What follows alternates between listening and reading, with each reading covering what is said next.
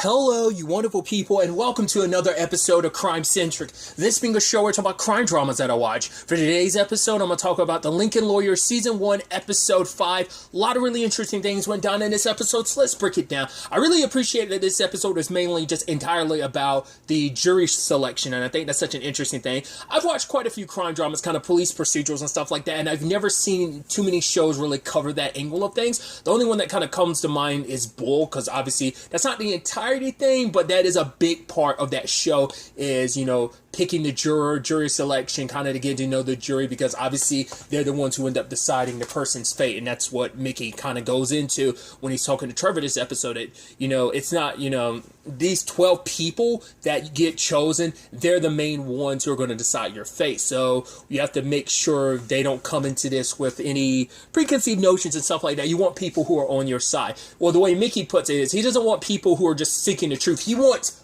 biased people. As he says, he wants a group of lemmings in a box, because lemmings, I guess, are just they're kind of like follow the pack type of mentality. I think is kind of what he was kind of getting at. It's like, right, you want them to kind of follow and sway the way you want them to. And granted, he's like, yeah, the prosecutors in this particular case, Golantz wants the exact same thing in his regard of like, he wants people to follow things the way he wants them to. So it's just about us both trying to get what we want in the end. Obviously, things are even more complicated for Mickey, because normally Mickey would just have to listen to himself. He has to listen to Trevor because Trevor's, to be told, is a control freak. He wants things to go a particular way because he's like, no, I got a good instinct. It's like, you're not a lawyer, dude. I know what I'm looking for. But he's like, no, I know my instinct. I'm like, shut up, Trevor. You want me to do what's best for you. But he's like, no, I want to select people. If these people are going to decide my fate, I want to basically have a say in all that, which I'm like, why do you fight Mickey so much, dude? I get it, but you're like, you want the guy to give you the best defense possible. You want him to make, because it isn't just about proclaiming you're innocent. You legitimately need to be found innocent too. So you're making that harder and harder with the way he's handling things, because Mickey wanted to bring in a jury consultant. Pretty much what the whole, once again, that's what Bull and his whole team from the show Bull are all about, right? But Trevor's like, right, I'm putting my faith in me and you, trusting us because I know you, Mickey. How am I going to trust someone I don't know? Mickey brings in a ringer. She's very, very good at reading people. I don't think they ever say her name in the episode. They probably do if, like, you have, like, when you're looking at Mickey's phone, it probably says it, and I just didn't catch it. But he never calls her by her name. But his jury consultant, she's really, really good. As we saw, she killed it at a card game because she's very good at reading people. But Mickey needs her to be in the courtroom on the side without Trevor knowing. So throughout the whole process, she's like giving him updates about who to keep and who to take. There were 3 people immediately. She's like, oh, you want to keep these people? Immediately Golantz cut those people, and she's like, wow, this guy's good. He's really good. So they both had to be on top of their game, because even Maggie was saying, like, to Golantz and to Mickey, saying that the other was really good, so they're going to both need to be on their A game, and this is just jury selection. But to be fair, even Mickey was saying that jury selection is where it really starts. You think like, the opening statements is where the trial starts. It's like, no, picking the jury, because that can be a win-lose. And even he says, like, at the end of the day, because I do like that it kind of give you a little behind the scenes, kind of like explaining everything, the choices, and understanding the moves that Mickey makes, because he's talking to Izzy about kind of explaining everything. I like, because obviously Izzy's supposed to be that, like, person that you could see yourself being like, all right, the one asking the questions that you'd be asking, well, how did this work? How does this operate? So it kind of allows him to kind of explain to her while also explaining it to the audience watching the show. God, what was the point I was trying to make? Sorry. Right, my point was, was no matter what, even at the end of the day, you won't know if the jury's going to more so swing your way or not. All you can do is hope and pray, as he says, was the gods of guilt, because at the end of the day, it comes down to them, because no matter how much good you put into, the jury being swayed more your side, even you can't tell the end result until the end result comes about. All you can do is try to stack the cards as much in your favor, and it still could go the other way. So that's always I thought that was kind of an interesting, like I said, real insightful approach. Because even Trevor started acknowledging, like, oh wow, this guy's good, because he manipulated the whole situation to, at one point, what was it, he got inside of Golantz's head, because he was like, oh man, notice that you ended up striking a lot of women. Oh, that seems like discrimination. He's like, what are you talking about? We're dealing with a man murdering his wife. Of course I want as many women on my, I mean, he's like, I have legitimate reasons for cutting everyone. He's like, I hope you do, and I'm glad we're going to be able to hear it. But even then, the judge is like, no, I'm not playing your game. Just go about everything. But even then, he still got in Golance's head, and Golance was like, all right, cut this particular, what was it? Cut a juror, a male juror. It's like, he's really good. Because at one point in time, it's like he needed to get... I can't remember if I'm conflating that with something else. Because there was one point where Mickey needed to get rid of a juror, but he convinced Golance to get rid of them. Oh, no. That was earlier when he made it seem like, oh, this person is who they wanted to keep. Which at first Mickey was like, I did want him, until I found out that, yes, because she's a lawyer. But then I found out she's a writer, and she's kind of a disgruntled writer, too. So she's just trying to make her bones by writing this and turning this into a movie. And we don't need a juror like that on this whole situation. Because she's going to, like, sway whatever way makes it seem more enticing. Because it's like, oh, depending on how the court case plays out, the juicier it can make a movie. So, of course, like, you can't really 100% trust her. And it's like, all I had to do was put, like, this gold mark pretending like I wanted her. And while we were out for break, Golance couldn't help but look at it and thought I wanted to keep her. In all honesty, blue meant code. Blue doesn't mean good, so... That is interesting how that always can conflate, like, because you have your opinions of, like, all right, red means bad, blue means good. That's usually how the positive and negative of it all kind of works, so... And yeah, and once at that moment, Trevor was like, "Oh wow!" He was kind of impressed with the move that Mickey made. He's like, "Yeah, he has been making moves like this entire time, but still has to consult you." Once again, you're so controlling, and you think you know so much. It's like, leave it to your lawyer. You might be smart. You might think you've got everything figured out, but he ends up kind of blowing things later on because the juror they're trying to get rid of was the engineer, which Trevor liked him and wanted to keep him, but get rid of, like, what was it, juror number 10, because he didn't like her. It's like the way she's looking at me. But Mickey wanted to keep her, and with all of that talk about women, he was able to get the engineer struck because Mickey was saying there was something about the engineer that didn't sit right with him. It's like, the guy's supposed to be an engineer, yet it looks like he's living out of his car, so maybe he's, like, pretending to be something he's not or something. So that would have been a little iffy.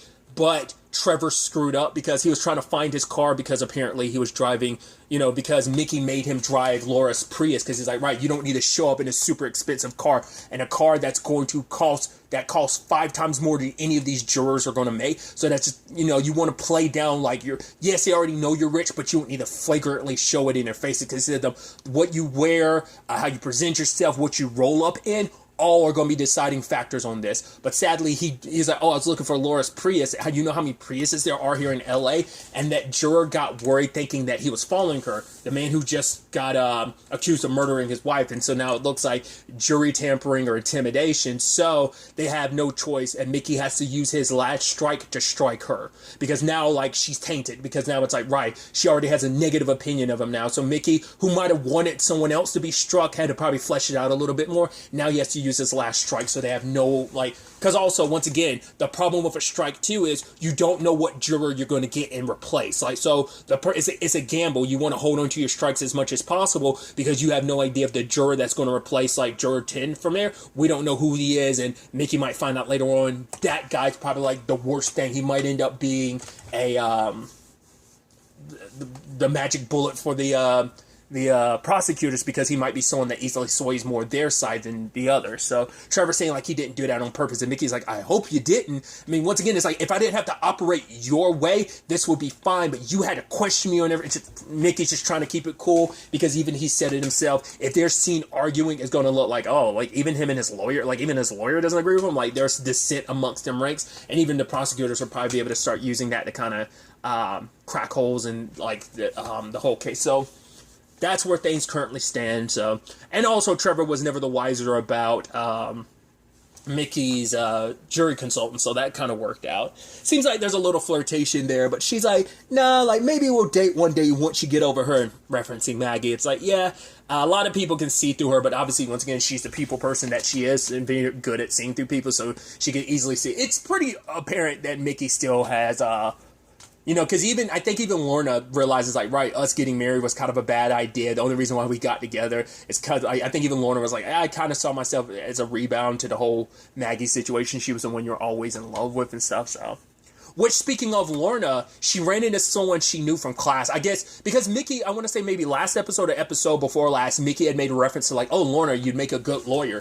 The way that guy Ryan ran into her sounded like, oh man, you were so good at the top of the class and stuff like that, and you just dropped out one day, and she got fidgety and just like, it was like, oh, it was nice seeing you, and walked away. So I was like, okay, so was she going to law school? Did something play a role in that? Like, was it her and Mickey's marriage? Did she not tell Mickey about that, or was there some other reasons that she kind of put? I was like, oh, that's interesting, because the episode where we're learning a tiny bit more about Cisco, we're also learning a little bit about Lorna, because both of their pasts come up, because Mickey ends up running into the biker gang or group that Cisco was a part of. He's like, yo, tell Cisco I said hi. He's like, that's probably going to be an issue. But they need Mickey's help because Mickey kind of owes them. I don't know if it's anything related to Cisco or is it unrelated. Maybe it's like a thing of like, yeah, he was able to pull Cisco out of that, but he owes them a favor. And or maybe an eternal favor, like, oh, anytime they need something, he will be there for them. Maybe it's not just this one favor. Maybe it's a continuous favor of like, they need a lawyer kind of in their back pocket, and Mickey unfortunately ended up being that guy. Once again, whether there's any correlation there to Cisco, but I think the fact is they got introduced, they're going to become a bigger issue probably as the season progresses. Which, speaking of Cisco, because they're doing the whole thing of trying to find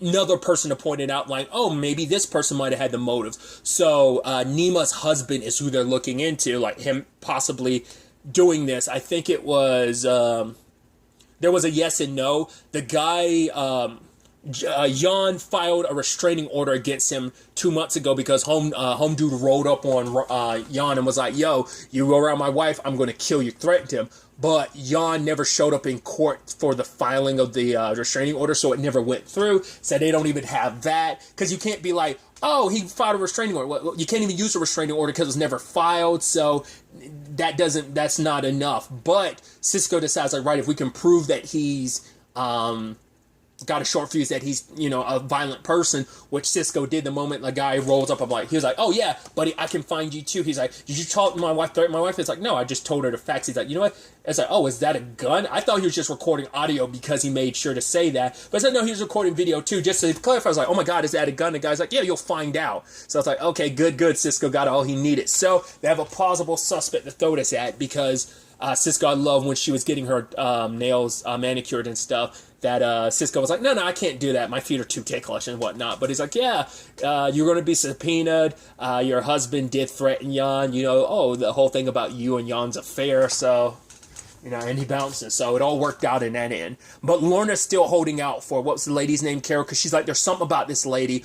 Now, because she has an alibi as based on what Cisco said. Now, not unless she's like, not unless you're suggesting she hired someone, but for whatever it is, and Lorna's like, there's something about her. It's like, the woman is like, it wasn't just about the 25 grand she had given Jan. It was about the fact that she was stooping other women. So now it's like, I think she is going to be a key factor in all this. I don't think she is the killer, but there is definitely something, like she might have some crucial evidence that might lead to the whole who actually killed Jan thing, if it wasn't Trevor. So once again, I brought it up last episode. It could easily be one of those situations on, no, you think Trevor didn't do it, and he claims not to have done it, but in actuality, he actually did do it. That whole rigmarole. So we'll see where things kind of go from there. Obviously, Mickey and the whole Maggie thing, which she clarified, she's like, right, I was in a bad place, and you was like, it's a good thing you left, because he's like, yeah, but, because she's like, that wasn't me. He's like, no, that was you. It smelled like you. It's not but she's like, Mickey, like, us going down this route is kind of a bad thing, which is such a bummer, because obviously he still has feelings for her. He wants to rekindle those flames. He's trying to, but Maggie's kind of putting a halt to that, because I think she feels like all we're going to be doing is taking a step back. She hasn't gained full trust back when it comes to him, but I think in general, it's like, right, we'll be taking a step back rather than stepping forward, because I think she's probably trying to guard her heart again. It's like, I was brokenhearted after everything went down, and I just don't want to go through that again. I don't want to put me through that. I don't want to put Haley through that until I know for sure. And even if she does, she's probably still going to always be a little hesitant, So, unfortunately for Mickey, but we'll see where things kind of go from there. But he's not the only one dealing with an ex situation. Turns out so is Izzy, because it turns out, like, based on, like, one of her ex, who is now still touring with all those other people, like, she's still in that world that, you know, Izzy was a part of, and it seems like she's still doing drugs and stuff, and Izzy blames herself because she's like, I'm the one that got her hooked on drugs, so I feel extra responsible, like, I have to be the one to help her out, but Mickey's trying to say, like, right, you know, the whole adage about you can't lead a horse to water type of thing, it's almost like that, you can't help someone who doesn't want to help themselves. It kind of comes back to that type of adage. So we'll see where things kind of go from there, and hopefully Izzy doesn't put herself in an unfortunate situation where she ends up getting dragged back into it, because there's the whole thing of, like, staying away from triggers, and I think being around that ex, being dragged back into that, your own guilt, that might all lead to that, especially because, like, how the whole Jesus thing played out for Mickey.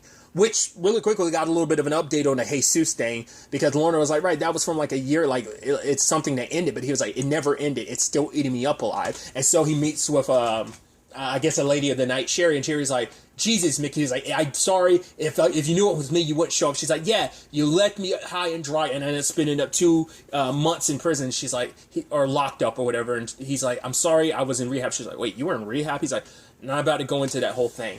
But he's trying to find, what's her name, Glory Days. That's the witness he was looking for, who just up and disappears. So Sherry's going to be working on trying to, like, because that's who he originally had her tracking down Glory Days before, and that's when things kind of went bad, and Mickey was going through his own thing back then, so he kind of left her high and dry. So she's continuing that from before. And she's like, oh, like, this isn't enough, but Mickey, maybe we could, you could give me the payment other ways. And then he kind of, like, pushes away, like, no, because I think he feels like that's probably a slippery slope. Plus, he's also trying to make things work with ex-wife number 1, so I think that's going to prevent him from going down that route. But obviously, we're also picking up with Maggie's situation, where things are complicated because her boss basically wants to drop the Soto case because there's no smoking gun. Their witness literally just died last episode. And so her boss is also getting run through the mud because it's like, what is it that there's an election coming up, and her opponent is basically saying, like, oh my god, she's these places that are doing rape kits and stuff like that are backed up, and it's on her, which she's like, those labs are backed up all over the country, and that guy's just trying to smear my name, so everything has to be airtight. They can't have any slip-ups because it's just going to be more ammunition to muddy her name. It seems a little like, okay, you're just, I mean, I get it, because it's like, right, if your reputation goes down, it's like, right, your client's going to lose interest in it. You have every right to be like, oh, I'm trying to put my business first. I'm trying to put my reputation first by keeping it clean and airtight so we don't want any slip-ups. I get that, but it seems like you're more so worried about that, because she's even saying, like, right, we're going to have to put in a paperwork to drop the Soto thing, which are like, well, in the back of your mind, you're like, could there be a little collaboration there where it's like, is she actually getting paid off by Soto? You never know with those things. I don't think so. I think it is just pure reputation, but still. So now Maggie's kind of up against the wire to try and find a new witness, and she's looking at Soto's girlfriend, who we now find out is pregnant, and it's like, she says, like, she has no idea what his business is, but all of her name is on all of his accounts. So, as Maggie puts it, that's how he stays insulated. This way, when the time comes, and if he takes the fall, you're going to go down with him. If anything, he could be like, oh, I had no idea what she was up to. All those accounts that you're saying are super suspicious, her name is on it. So Maggie's trying to convince her to be a witness, and it's like, right, you want a lawyer of your own to trust. So she gives her Mickey's card and number. So that's going to be another added element onto Mickey's tab, along with everything else that he's already dealing with the Trevor Elliott case and such. So